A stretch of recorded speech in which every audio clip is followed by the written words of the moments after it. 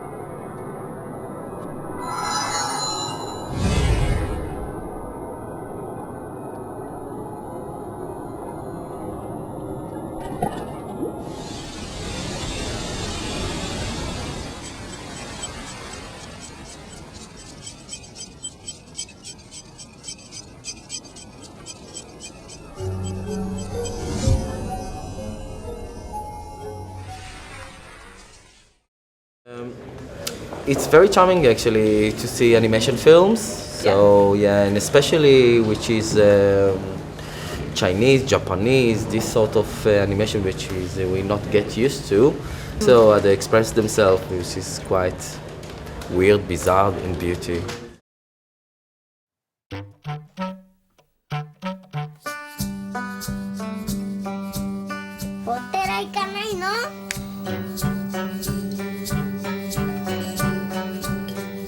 やっぱり音楽しかないのではないかと。ちょっと待ってくださいよ。この街でって言ってもライブのことね。あれ言おうと思ってた。バカ！なんで私に何の相談もなく進んでんのよ。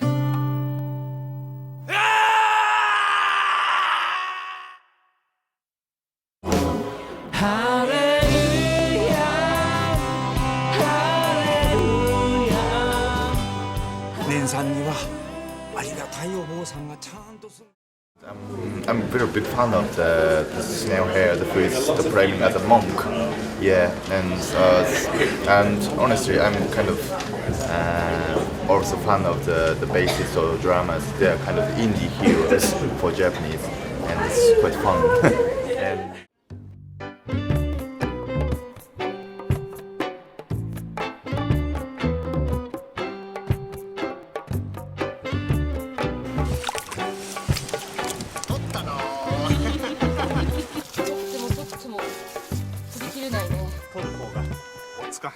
人手が足りないんだ。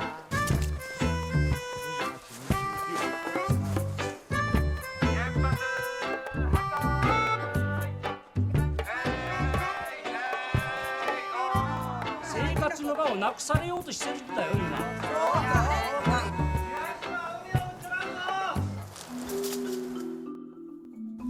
島の中でエネルギーを自分たちで作れる分は作っていくっていう。苦しみを与えたことがわからんのかな、あんたらには。終電ははやぶさは見ている、はやぶさは見ている、山がはげてゆくのをはやぶさは見ている。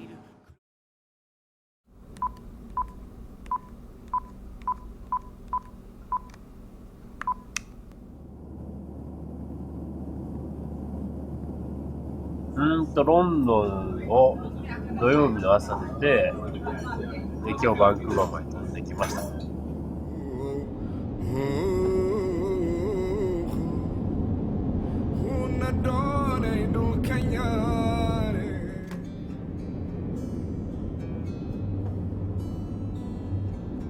You think you have suppressed it, but you haven't. It comes back. It's always there. It's always there. ひどい夢を見るわけ、怖い夢を。母親を見て、で病気で死んだ父親を見て、それで逃げようと思ったらそのドアが開かないとか。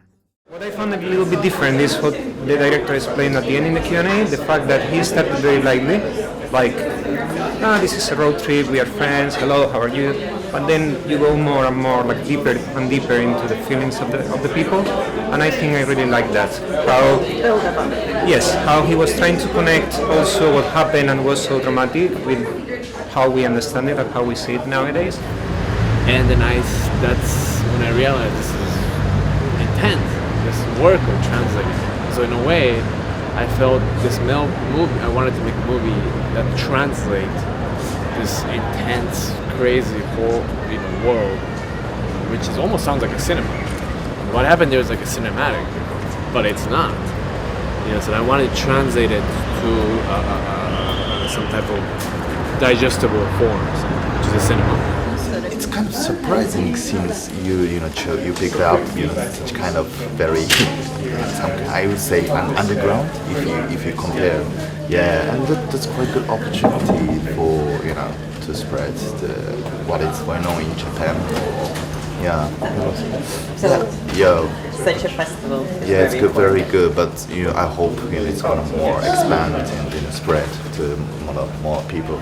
Well, Zipangu Fest, we deal with all sorts of the fringes of Japanese cinema, but the more extreme, the more experimental, the more avant-garde stuff, cutting-edge Japanese cinema.